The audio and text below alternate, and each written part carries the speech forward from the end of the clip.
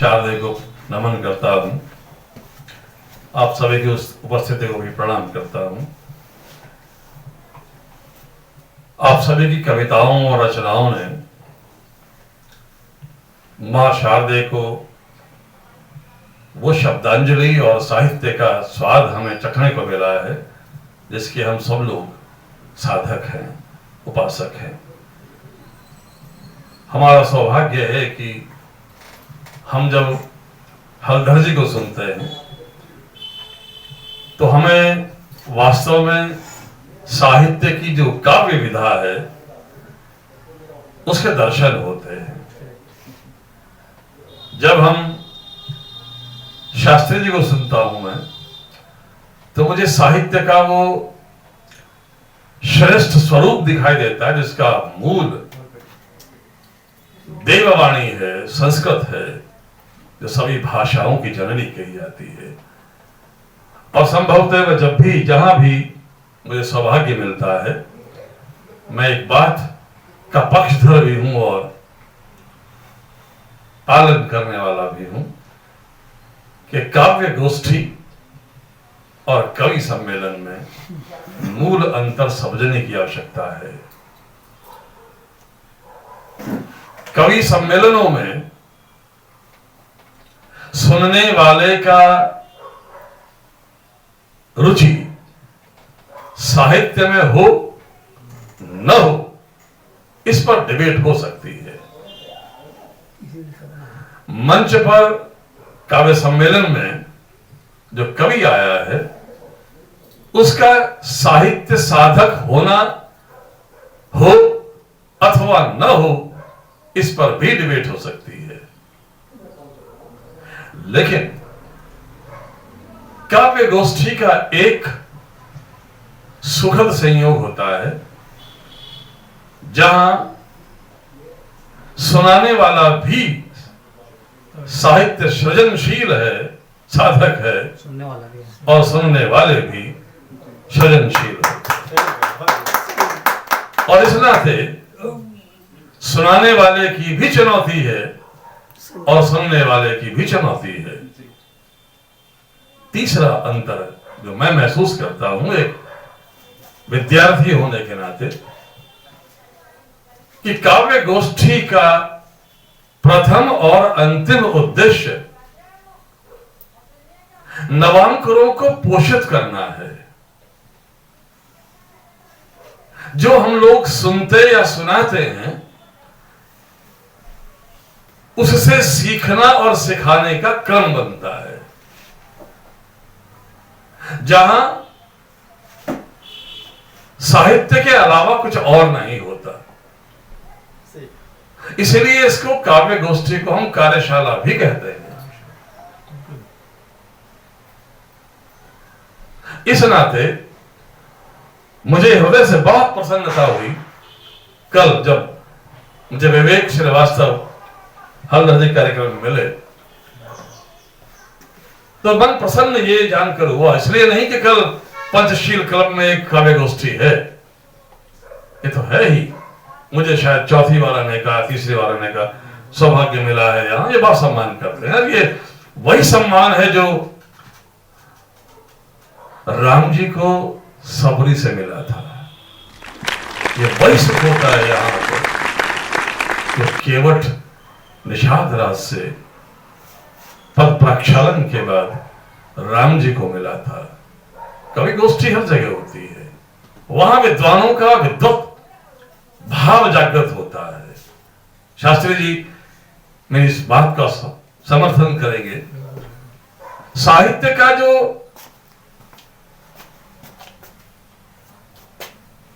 एकमात्र दर्शन जब ज्ञान पूरित होता है शास्त्री जी तो वहां नीरसता होना असंभावी है, क्योंकि निरा ज्ञान नीरस भी है, अहंकार का मूल भी है। जब तक ज्ञान में वैराग्य और भक्ति का पुट नहीं मिलेगा क्या बात, तब तक साहित्य सरस और उपासना नहीं बन सकता। और हम सब जितने भी यहां बैठे हुए हैं, मैं फिर उसी बिंदु पर लौटता हूं कि यहां पर आकर जो राम का सुख सबरी के बेर से मिला था, जो राम का सुख निषाद राज गुरु के पद प्रक्षालन के बाद मिला था। अब सब उसकी सरलीकरण देखिए, उसकी स्वभाव को देखिए केवट को। आप 5 दिन नहीं महीनों केवट पर बोला जा सकता है, और रामायण का एकमात्र चरित्र है जिसका कोई जोड़ नहीं है शास्त्री जी।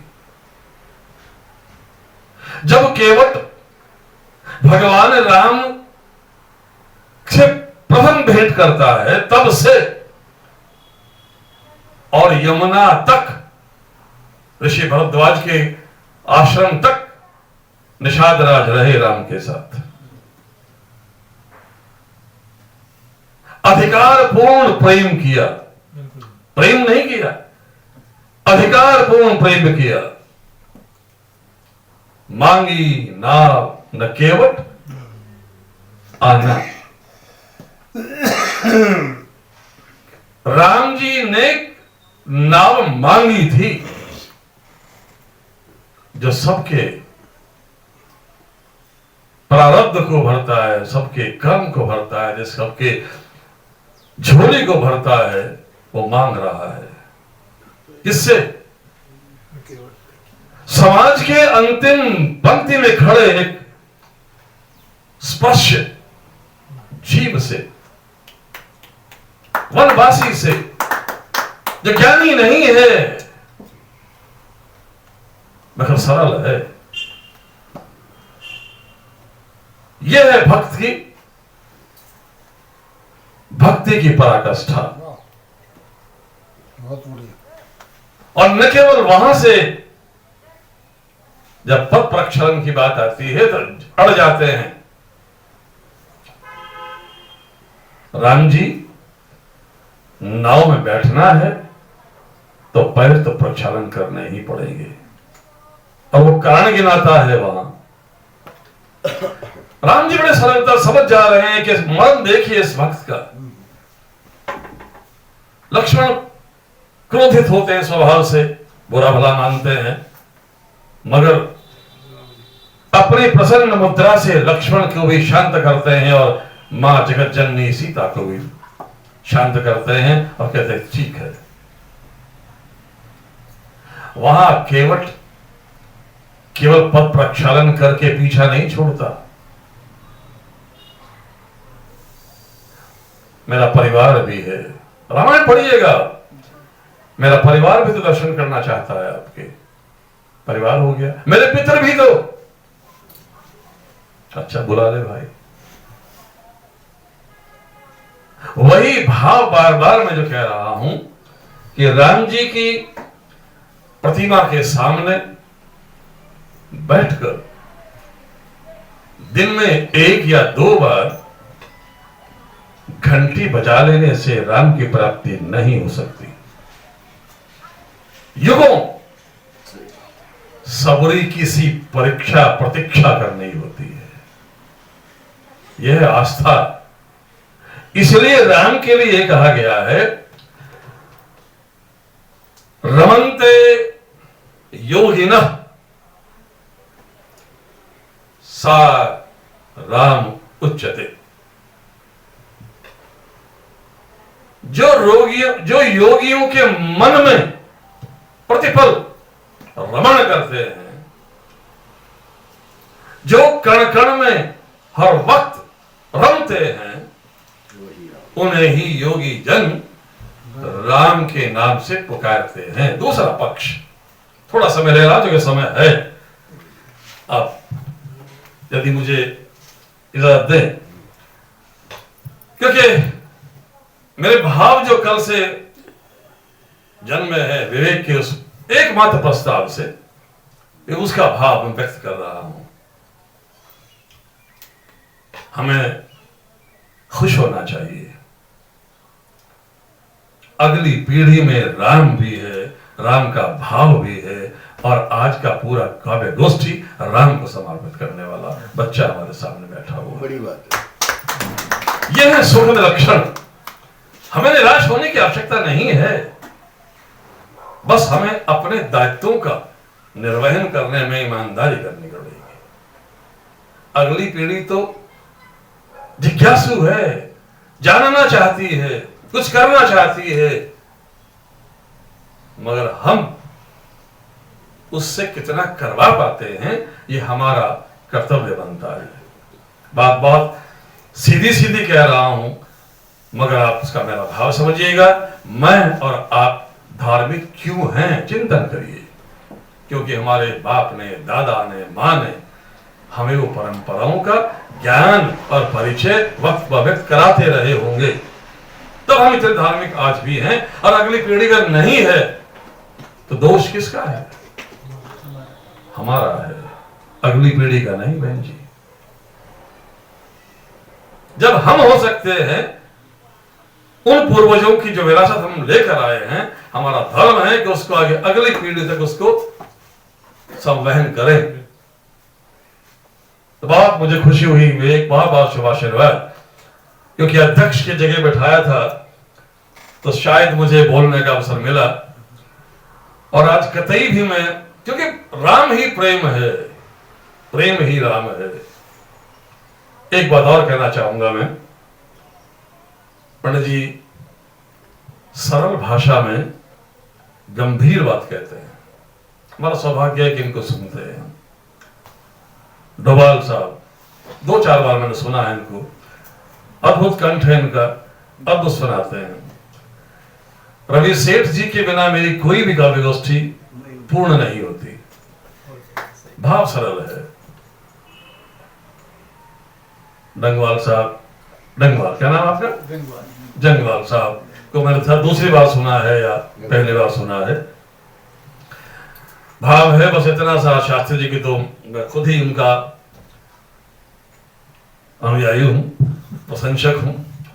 हलधर साहब के बराबर बैठ लेना ही बहुत बड़ा सौभाग्य की बात है।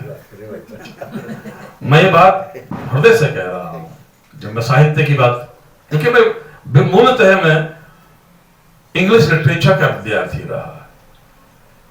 मैंने अंग्रेजी में ही पढ़ा, वही पढ़ाया, वही लिखा, रिसर्च पेपर भी भरे, बीएड भी वगैरह वगैरह वगैरह, दिल्ली पढ़ाया। लेकिन साहित्य का भाषा से कोई लेना देना नहीं है। साहित्य पढ़ा नहीं जाता शास्त्री जी। जयशंकर प्रसाद बीच में टोक रहा हूँ, 10वीं फेल थे। साहित्य का ऐसी कौन सी यूनिवर्सिटी जहाँ कामायनी नहीं पढ़ाई जाती? साहित्य पढ़ा नहीं जाता शास्त्री जी, रचा जाता है। साहित्य को महसूस किया जाता है, और जो महसूस करता है वही निशब्दता से शब्द सृजन करता है।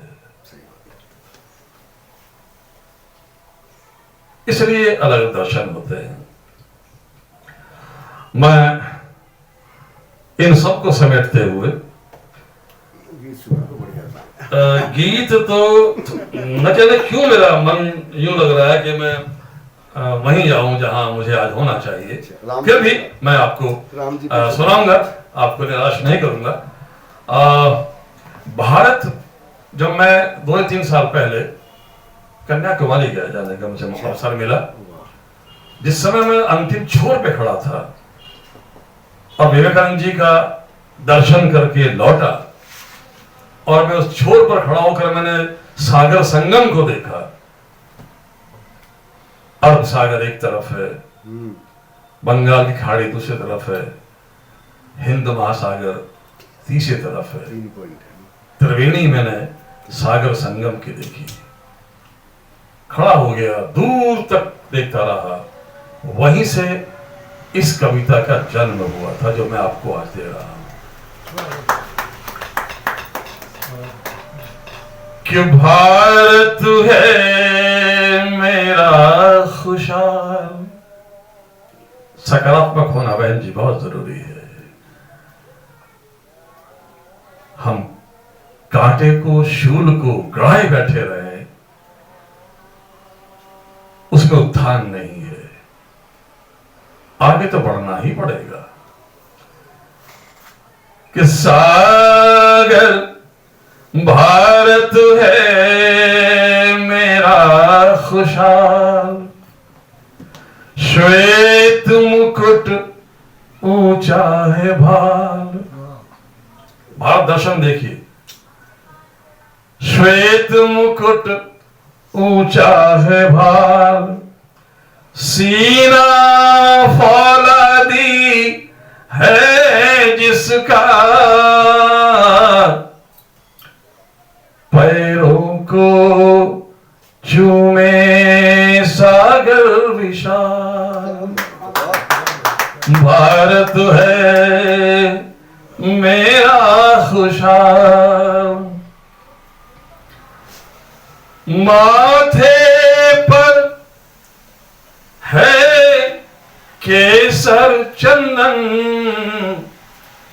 कश्मीर प्रतीक देखेगा, माथे पर है केसर चंदन, गंगा जमुना जिसकी धड़कन। वाह बात है, वाह। वीरों की गाथा नस नस में, सीमा पर बन चट्टान ढाल। भारत है मेरा खुशहाल। इस बंद में चारों पूरियां को मैं लाया हूं, नमन करिएगा। सजे द्वारिका पश्चिम में, पूरब में भजते जगन्नाथ।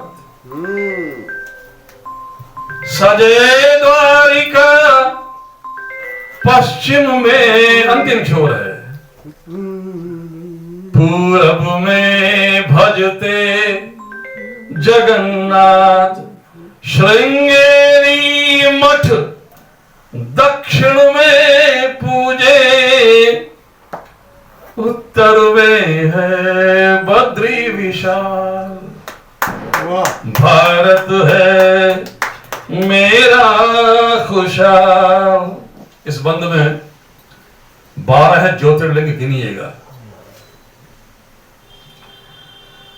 केदार वैद्य पशु मल्लिकार्जुन,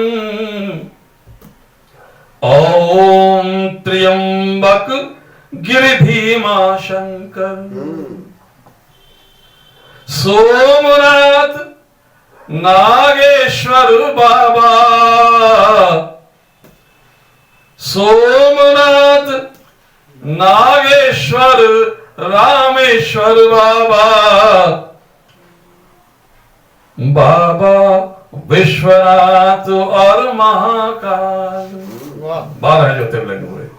भारत है मेरा खुशहाल। और इस भारत भूमि की स्तुति का अंतिम बंद देता हूं, और यहां राम और उनकी आराध्य उनको खुश करता हुआ लाने के लिए फिर एक गीत आपकी फरमाइश भी पूरी करूंगा। है नमन तुम्हें भारत भूमि, पूरे ब्रह्मांड में यदि कोई भूखंड है जहां भगवान नारायण जीव के रूप में से लेकर मानव रूप में स्वयं अवतरित हुए हैं, वो भारत भूमि है।